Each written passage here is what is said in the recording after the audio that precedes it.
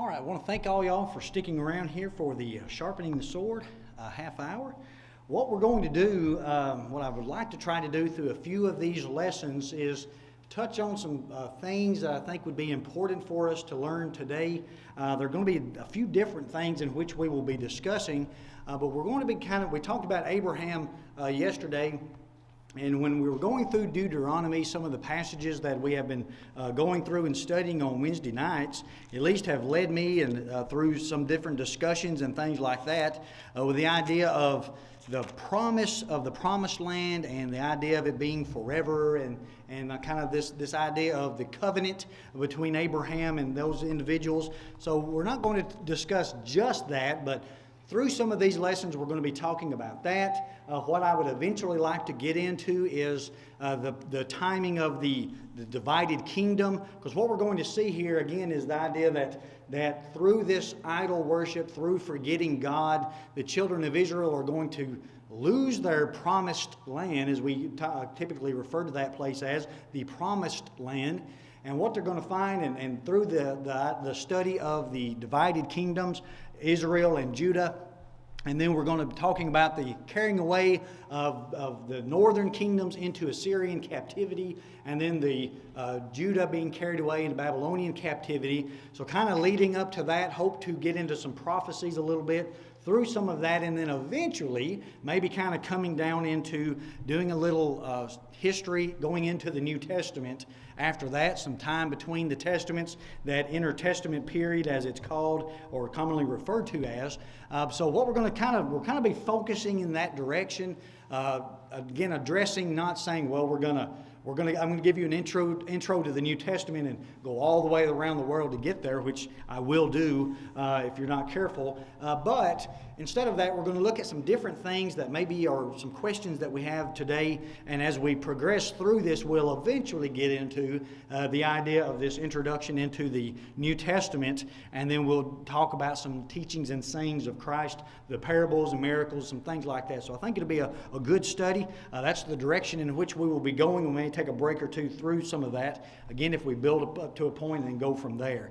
So some of this may be old news to you, but at least I know where you're at. You'll know where I'm coming from as we progress through this. It's always good to have a refresher course through these things. I was thinking about that as I was getting ready to teach it. I know you haven't heard much on it because I've been the one having to teach you for the past year or so.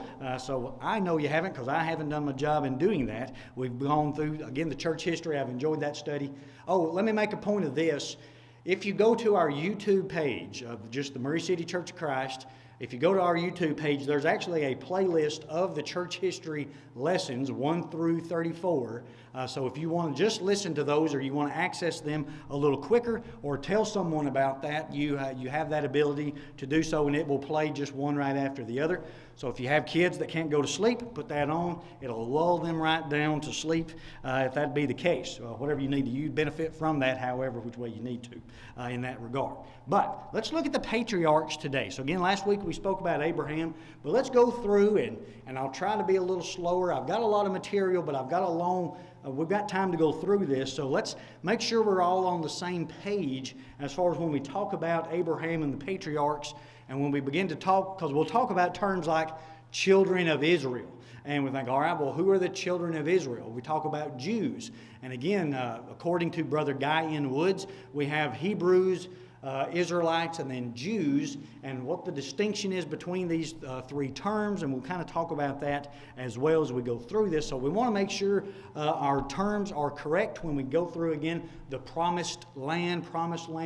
Sometimes we drop the D on that, but the promised land that was given to them and what that means to the children of Israel. So let's begin. If you have your Bibles, we'll be going through Genesis, so you can just kind of flip through where we're at. We'll be going in some other directions, but mainly right here in Genesis we're going to look at, because again, last week we spoke about this man named Abram. So again, it's important for us to understand when we say Abram, Abraham, Sarai, Sarah, these are the same individuals. They've got their name changed. We find that, and I'll do my best to try to put the verses up on the screen as well, but we find that his name is changed there, or will be changed here in just a moment, but we find here in Abram being at this in verse 3 of chapter 12, I'm in verse 13, That would help.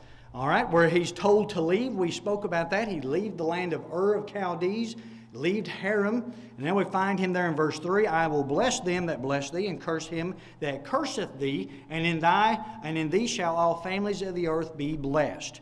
Now again, when we speak about this blessing, it's important to remember that this is talking about through Christ. The Jews would hold on to this as Father Abraham, right? As our father Abraham. And we're going to talk about Abraham and kind of unofficially being the father of three faiths here. Hopefully we'll get to that today. But they look back to Abraham and say, well, we have Father Abraham, right? We will be blessed through him. And no doubt he says this, but it's through Christ. And we'll look at the lineage as we go through that as well. So he's told to leave his country, and all that the nation that he would be in, all the nations would be blessed through him. Now in Genesis 13 and verse 4, notice Lot and Abram they have left Haran together. Abram and Sarai and Lot, they have left their father, or Abraham his father, Lot his uncle. They've left them, and now they go and they're in a position where they are so great in possessions that they can't sustain, the land can't sustain both of them. So what we find through chapter 13 is that Lot will choose the plains of Sodom and Gomorrah there in verse 10. So it says, and Lot lifted up his eyes and beheld all the plain of Jordan, that is, was well watered for everywhere, before the Lord destroyed Sodom and Gomorrah, even as the garden of the Lord like the land of Egypt, as thou comest unto Zoar. So what we're finding is he's looking at this plain, again, before Sodom and Gomorrah. So we find then there that he goes down into that, verse 12, he pitched his tent towards Sodom. So this is Lot. So we find him at it. So again, when we begin to look at the account, Lot is in Sodom and Gomorrah. This is how we find himself there. He looks out at the land and he pitches his tent towards Sodom. He's not in Sodom. But what we find in the lessons, obviously, you can apply to that, is he begins to get a little closer. And the next time we talk about Lot, he is in Sodom. Well, maybe not the next time. I think that, well, he is, because the kings come and take away those individuals, and Lot is amongst those individuals. But we find him nonetheless in Sodom. Now we find, look at there in verse 14. And the Lord said unto Abram, after that Lot was separated from him, lift up now thine eyes, and look from the place where thou art northward, southward, eastward, westward. For all the land which thou seest, to thee will I give it, and to thy seed forever. Now, noticing that, again, here it is, 14 and then 15 and 16. Again, I will make thy seed as the dust of the earth, so that if a man can number the dust of the earth, then thou shalt also be numbered. So let's look at this idea of thy seed forever. So many people will begin to look at that today, and they'll say, well, see, Israel today, and they'll talk about that, and they'll say, well, that was their land. Again, they look at Israel as saying this is God's chosen people. This is the promised land. They can't do anything. And again, people get the lines blurred with that. But we understand through Galatians that we are the spiritual Israel today because we are in faith, just like Father Abraham, right? Circumcision doesn't avail me anything. So just because I say I'm a Jew, right, that doesn't mean anything. The Jews have just as much right as I do today to be a child of God. That covenant relationship there, right, no more as far as with the Jews only. But this idea, and it shall be to thy seed forever. So people begin to look at this and they say, all right, what about this forever? But what we're going to look at through this study is that the individuals turn from God. Now, I'm going to read from Deuteronomy chapter 8, where we're at this morning. Again, the context of the lesson, you're going to get into this promised land and you're going to forget God. Notice what Deuteronomy chapter 8 and verse 19 says, and it shall be, if thou do at all forget the Lord thy God, which we find out that they do, and walk after other gods, which we'll find out that they will, and serve them and worship them. Notice, I testify against you this day that ye shall surely perish. What's going to happen is they're going to be ran out of that country. That just as, notice verse 20, as the nations which the Lord destroyeth before your face, so shall ye perish, because ye would not be obedient unto the voice of the Lord your God. So just as the people that they are inhabiting, again we see Abram in this nation, he's saying look out, look north, look south, look east, look west. Everything you've got here is going to be your descendants. And he says they'll be forever. as long as they are doing what God commands them to do. The promise still holds if they will just do as God commands them to do, if they will just live the way God had told them to live, God would give it to them. So, again, for I will give it unto thee, all of this land of Canaan. So like we talked about in the beginning, well, why do I find the children of Israel in Egypt during the Exodus? Well, we're going to get to that, and we're going to build up to that. But at a time, they were dwelling in this land of Canaan, that they were going to be giving them this promised land. Now, looking here again, we find in Genesis chapter 17, we're going to find that Abram's name will be changed. In verse 5, neither shall thy name anymore be called Abram, but thy name shall be called Abraham, for a father of many nations have I made thee. So they're going to be multiplied like the sand of the sea, the stars in heaven. That's how much he's going to be given. So we find there in verse 7 of Genesis 17, and I will establish my covenant between me and thee, and thy seed after thee in their generations, for an everlasting covenant, to be a God unto thee, and to thy seed after thee. Now, the covenant, verse 11, and ye shall circumcise the flesh of your foreskin, and it shall be a token, or symbol of the covenant betwixt me and you. So this was the Jew. The Jewish custom would be, again, the Israelites would circumcise themselves, and this would be a token for the covenant between God and that nation. So again, this symbol, this sign, and that's why we see this. And that's why when we talk about in the New Testament that individuals need to be circumcised or not, because they said you can't be a Christian unless you're circumcised.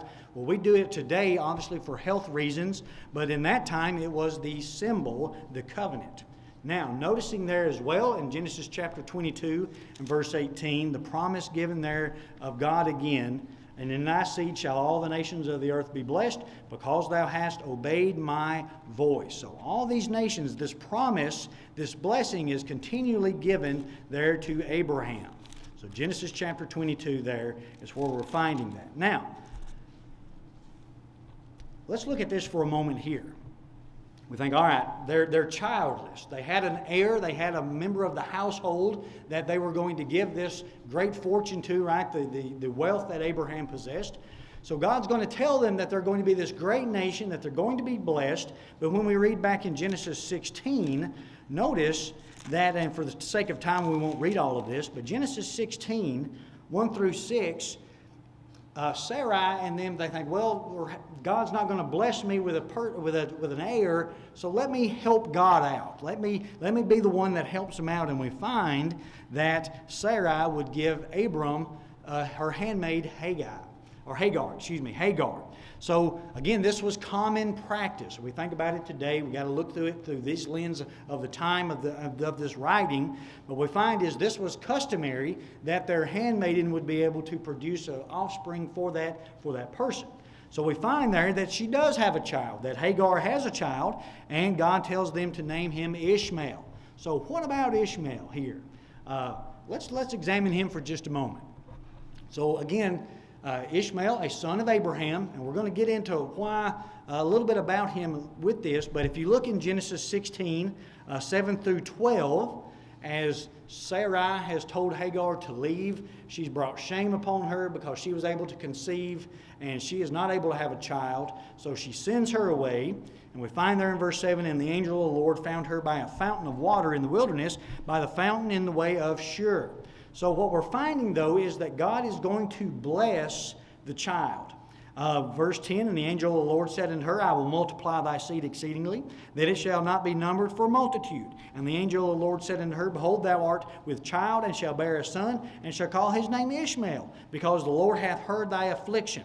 Notice what is said about him, though, in verse 12. And he will be a wild man. His hand will be against every man, and every man's hand against him. And he shall dwell in the presence of all his brethren. So this is what's going to happen to Ishmael. Again, a great nation. In Genesis 21, 17 and 18, he's going to be a great nation. And if you want to read in Genesis 25, 12 through 18, that this fulfillment occurs in this, that he will be a great nation. Now, what about Ishmael? So, what we're going to talk about is what are his descendants? What are they in relation to that? I'm going to leave that up there for just a little bit if you want to get those numbers. what we're going to find is something very interesting about him. So, notice this, from the beginning, the descendants of Ishmael were a warlike people, as they lived in hostility towards all the tribes related to them, just as was spoke about in the prophecy. This fulfilled God's earlier work, with that Ishmael would be a wild donkey of a man. His hand will be against everyone, and everyone's hand against him, and will live in hostility towards his brothers.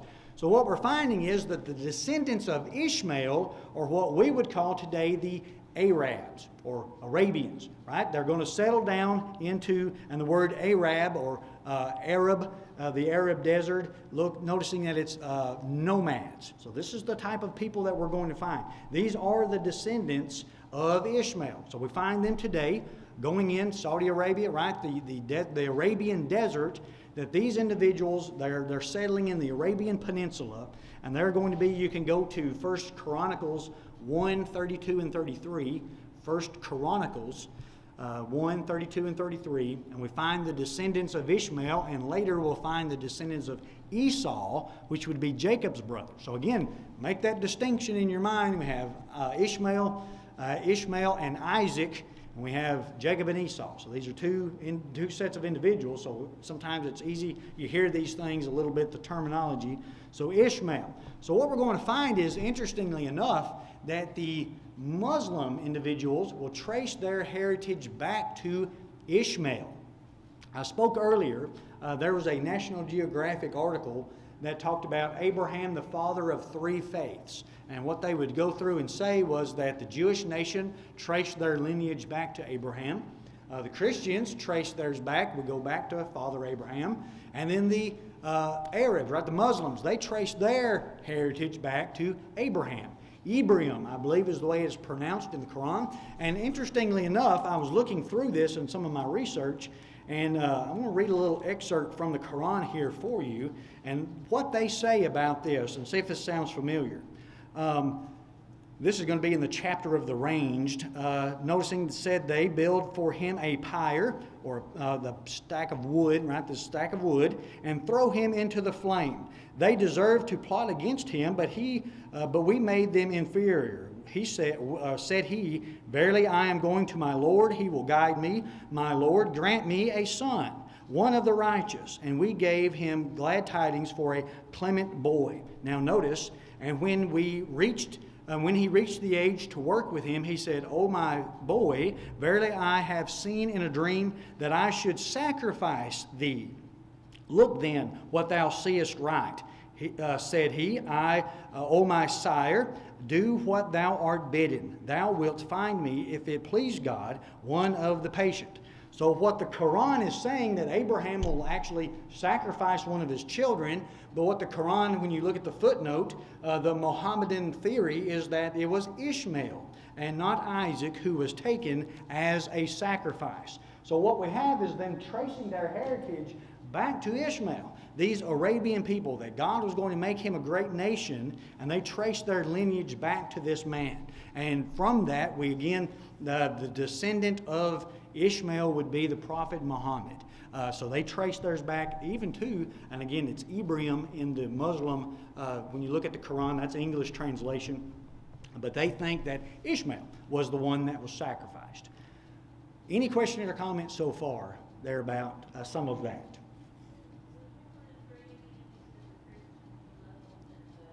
Oh, the Jewish nation, right? The Jews go back to Abraham. They look at the covenant, the Muslims, and then the Christians, which we don't like. Obviously, we go back to the promise given to Abraham. The lineage, the seed line that would come through him would be Christ in that sense. So yeah, three faiths, the father of three faiths. Anybody else got anything? All right. Interesting character Abraham nonetheless. So Ishmael, he goes off into the Arabian Peninsula. This is his descendants, and this is where we get some of that. Now let's look at Isaac here for a few moments this morning. Go there to Genesis chapter 21. We find that Isaac is going to be, that God is going to visit Sarah, and the time that she said that he would do that, and Sarah conceived and bare Abraham a son in his old age at the set time of which God had spoken to him, and Abraham called the name of his son that was born unto him, whom Sarah bare to him, Isaac. So again, Ishmael was the older son. Isaac is the younger son, the one that God promised through Sarah, that they would conceive, though he was 100 years old when he was born. Notice, and at the end of that in verse 5, and Abraham was 100 years old when his son Isaac was born unto him. Last week we spoke about the idea that Abraham was 75 when God told him that this was going to happen, and then he was going to bless him and give them this great nation. But he's 100 before this is fulfilled there with Isaac. Isaac was the promised child. Now, what we read about in chapter 20, 1 through 19, is actually the account where Abraham offers Isaac. So contrary to the Quran, we find that Isaac is the one that Abraham is going to sacrifice, and we made the point of that. Now, some people want to think, well, he had the knife in his hand and he was kind of hesitant, saying, God, I'm going to do it. But we must understand that Abraham sacrificed Isaac. In his mind, he fully committed to doing what God had commanded him to do. And God knew that Abraham was going to be a man that would follow him. Now, notice the promise given to Isaac. Genesis 26, as we progress through the book. Genesis 26. Looking there in verse 3. Speaking there in context, he is going to go down to Abimelech, the king of the Philistines, unto Gerar, but he's wanted to go down into Egypt. Verse 2, and the Lord appeared unto him and said, Go not down into Egypt, dwell in the land which I shall tell thee of. Verse 3 of Genesis 26, Sojourn in this land, and I will be with thee and bless thee, for unto thee and unto thy seed I will give all this countries, and I will perform the oath, notice which I swear unto Abraham thy father. So we still have this promise that was given. All of this country that he was sojourning in, he would still be able to have this, right? The promise was extended to Isaac. Now, again, his descendants, and not only Isaac, but his descendants would inherit the land. All nations of the earth will be blessed, right? The same kind of promise that has been given to Abraham. So Abraham, Isaac. So when we go through the patriarchs, that's typically who we're looking at. So again, just keep in your mind, we're following the promise not through Ishmael, but through Isaac. Abraham, Isaac, now we have Jacob and Esau. So when we begin to talk about these individuals. So Genesis 25, we find that Isaac and Rebekah, they're going to have twin boys. So when you read that account there, it's speaking about that and some people kind of get this confused in verse 22, and the children struggled together within her, and she said, if it be so, why am I thus? And she went to inquire of the Lord, and the Lord said unto her, 2 nations are in thy womb, the 2 manner of people shall be separate from thy bowels, and the one people shall be stronger than the other people, and the elders shall serve the younger. So sometimes people look at this, Jacob and Esau, and they say, well, that's why there's no peace in the Middle East. They're never going to get along. Well, that's not really the descendants of Ishmael are against their brother, and they will always be against their brother. But what we find is Esau and the Edom, what we will see, his name will be changed to Edom, and the nation, the Edomites, you read Obadiah, they're going to be essentially about wiped out. But anyway, the 2 nations in the womb, they're going to wrestle. So some people look at that and they think, well, that's why we got fighting in the Middle East. I don't know if that's exactly the case. But nonetheless, we have the 2 sons. Now, Jacob, he's not exactly the best individual at the beginning, because in Genesis 25, 29 through 34, what we have, and again, even in the birth, is that Jacob reaches out and grabs Esau by the heel, and that's what Jacob's name means, heel grasper, or he's kind of a deceiving person. We find Esau there being born first. He was a red, hairy man. He's a hunter. Jacob is not the case. Isaac loved Esau, and Rebekah loved Jacob. Now, what we find here, he gives away his birthright, right? We are familiar with that account. Esau, he trades it for a bowl of porridge. And what the idea here is Esau is a profane man. The idea of being profane is taking something great and causing it to be essentially worthless. So when we think about profanity, think about using God's name in vain. The idea there is we take something holy as God's name and we count it for nothing, right? We hear people say that stuff all the time. So he tricks him, or he gets him out of his birthright, and then in Genesis 27, 1 through the whole chapter 1 through 46, we find that Jacob tricks Esau and gets his birthright, or his blessing. Now the blessing he's going to get. Now notice if we read there in Genesis chapter 28, here's the blessing, 3 through 4. Genesis 28, 3 through 4. And God Almighty bless thee and make thee fruitful and multiply thee, that thou mayest be a multitude of people, and give thee the blessing of Abraham to thee and to thy seed with thee, that thou mayest inherit the land wherein thou art a stranger, which God gave unto Abraham. So we're still seeing this continued process of the promise given, right? The land is going to be given to you, Abraham. It's going to be given to your son Isaac and his descendants. Now we're going to look at it passed on to Jacob. So not Esau. Esau was a profane man. He counted the blessing, or he counted the birthright as nothing, and Jacob tricks him out of the birthright, or out of the blessing, excuse me.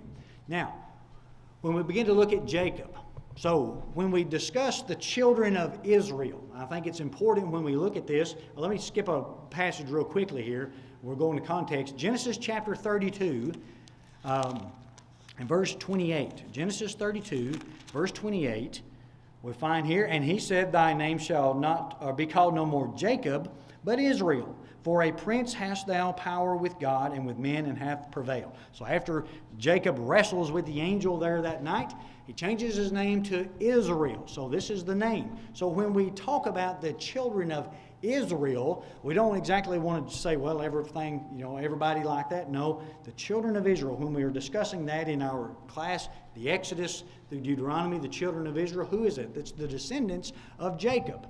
Now notice, so again, when we talk about them inheriting that land, Abraham, Isaac, Jacob, you're now Israel. Now, look at the names on the list here on the board.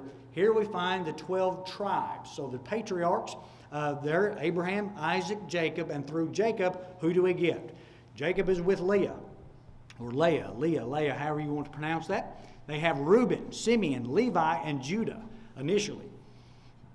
So we understand that Leah, Jacob didn't really want her. He wanted Rachel, but he got Leah instead. So out of her, he gets 4 sons right off the bat. Later on, he will have Issachar and Zebulun, and then eventually have a daughter named Dinah.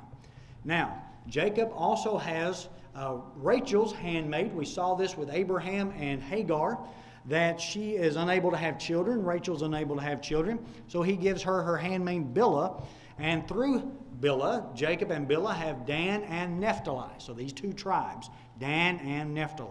So Leah, she's in between there when she has Reuben, Simeon, Levi, and Judah. She stops having children, and then she ends up giving Jacob her handmaid, Zilpah, and through Zilpah, Jacob and Zilpah have Gad and Asher. And then finally, we have God remembers Rachel. He opens her womb. Jacob and Rachel have Joseph. And then later on in the account, we find Benjamin being the last one. So when we talk about the tribes of Israel, right? Tribes of Israel, children of Israel, Israel is Jacob. So his 12 sons, those descendants, is what we're referring to typically when you say, all right, he's a children of Israel, or the children, the tribes of Israel. So that's what we're referring to. So again, children of Israel, that topic. Now, what about Esau? Well, let me see here. I've got a little bit left. Let me see what I've got left here, and we'll see if we need to. Yeah, that's quite a bit. Okay, let's stop right there, and that'll be a good spot. We'll stop there. We'll talk about Esau next Sunday, and we'll get into that, talking about them becoming the Edomites, Mount Seir. So some of this stuff that you're maybe hearing on Wednesday nights in the Deuteronomy class, hopefully this is maybe helping you a little bit with that. But what we're going to look at again is they're in this nation, Jacob, Israel, right? The same name, the children of the tribes of Israel. But they're going to have to go down into Egypt because of the famine. They find themselves down there because of Joseph's sake, and then the Exodus coming out of that. So we'll stop right there, and we'll pick up there next Sunday. Any questions or comments about some of that stuff we've talked about today? All right, very good. Like I said, probably some of that may be old news to you, but it's always good. And like I said, now I know you know where I'm coming from. So we'll progress through the idea of them leaving Egypt, coming into the land of Canaan, and then what's happening when they get in there, and then them leaving God, and what's going to happen during all of that. So look forward to that study with you. All right, anything else?